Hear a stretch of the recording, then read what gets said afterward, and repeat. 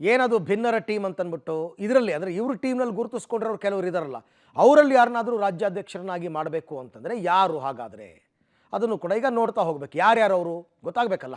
ಒಂದು ಯತ್ನಾಳ್, ಬಸನಗೌಡ ಪಾಟೀಲ್ ಯತ್ನಾಳ್, ಈ ಭಿನ್ನರ ಟೀಮ್ನಲ್ಲಿ ಇರ್ತಕ್ಕಂಥವರಲ್ಲಿ ರಾಜ್ಯಾಧ್ಯಕ್ಷರಾಗಬೇಕು ಅಂತ ಆಕಾಂಕ್ಷೆಯನ್ನು ಇಟ್ಕೊಂಡಿರ್ತಕ್ಕಂಥವರಲ್ಲಿ ಮೊದಲಿಗರು ಯತ್ನಾಳ್, ಲಿಂಗಾಯತ ಕಮ್ಯುನಿಟಿ. ಅದಾದಮೇಲೆ ರಮೇಶ್ ಜಾರಕಿಹೊಳಿ ಅವರು ಕೂಡ ವಾಲ್ಮೀಕಿ ಸಮುದಾಯಕ್ಕೆ ಬರ್ತಾರೆ. ಆ ಟೀಮ್ನಲ್ಲಿ ಇರ್ತಕ್ಕಂಥವ್ರು ಇವರು. ವಿಜೇಂದ್ರ ಅವರ ವಿರುದ್ಧ ದೊಡ್ಡದಾಗಿ ಹೋರಾಟ ಮಾಡ್ತಿರ್ತಕ್ಕಂಥವ್ರು ಇವರು. ಇನ್ನು ಅರವಿಂದ ಲಿಂಬಾವಳಿ, ಇವರು ಮಾಜಿ ಸಚಿವರು.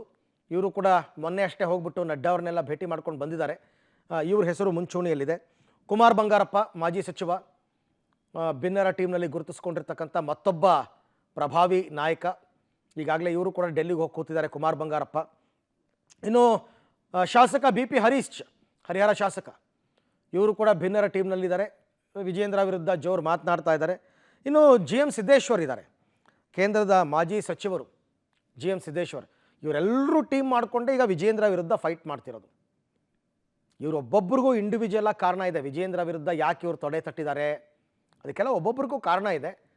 ಬಟ್ ಇವರೆಲ್ಲರೂ ಕೂಡ ಈಗ ಸದ್ಯಕ್ಕೆ ವಿಜೇಂದ್ರ ಹಟಾವೋ ಅಭಿಯಾನವನ್ನು ಜೋರು ಮಾಡ್ತಾ ಇದ್ದಾರೆ. ನೋಡೋಣ ಎಲ್ಲಿಗೆ ಹೋಗುತ್ತೆ ಇದು ಅಂತಂದ್ಬಿಟ್ಟು. ಬಿಗ್ ಬಾಸ್ನಲ್ಲಿ ಗೆದ್ದ ಮೇಲೆ ಹನುಮಂತಾಗೆ ಸಿಕ್ಕಾಪಟ್ಟೆ ಸಿನಿಮಾಗಳ ಆಫರ್ಗಳು ಬರ್ತಾ ಇದೆಯಂತೆ. ಆದರೆ ಸಿನಿಮಾ ಸಹವಾಸವೇ ಬೇಡ ಅನ್ನೋ ತೀರ್ಮಾನಕ್ಕೆ ಹನುಮಂತ ಬಂದಿದ್ದಾನೆ ಅಂತಕ್ಕಂಥದ್ದು ಮಾಹಿತಿ. ಒಂದಾದ ಮೇಲೊಂದು ರಿಯಾಲಿಟಿ ಶೋ ಮಾಡ್ತಾ ಇರುವ ಹನುಮಂತ ರಿಯಾಲಿಟಿ ಶೋ ಮೂಲಕವೇ ಜನರ ಪ್ರೀತಿ ಗಳಿಸುವ ಗುರಿಯನ್ನು ಹೊಂದಿದ್ದಾನೆ. ಬಿಗ್ ಬಾಸ್ನಿಂದ ಹೊರ ಬಂದಾದ ಮೇಲೆ ಮದುವೆ ಆಗಬೇಕು, ಮನೆ ಕಟ್ಟಬೇಕು ಅಂತ ತನ್ನ ಕನಸಿನಂತೆ ಫ್ಯಾಮಿಲಿ ಕಡೆಗೆ ಗಮನ ಕೊಡ್ತಾ ಇದ್ದಾನೆ ಹನುಮಂತ. ಹೀಗಾಗಿ ಸಿನಿಮಾ ಆಫರ್ಗಳು ಬಂದರೂ ಕೂಡ ಹನುಮಂತ ಡೋಂಟ್ ಕೇರ್ ಅಂತ ಹೇಳ್ತಿದ್ದಾನೆ.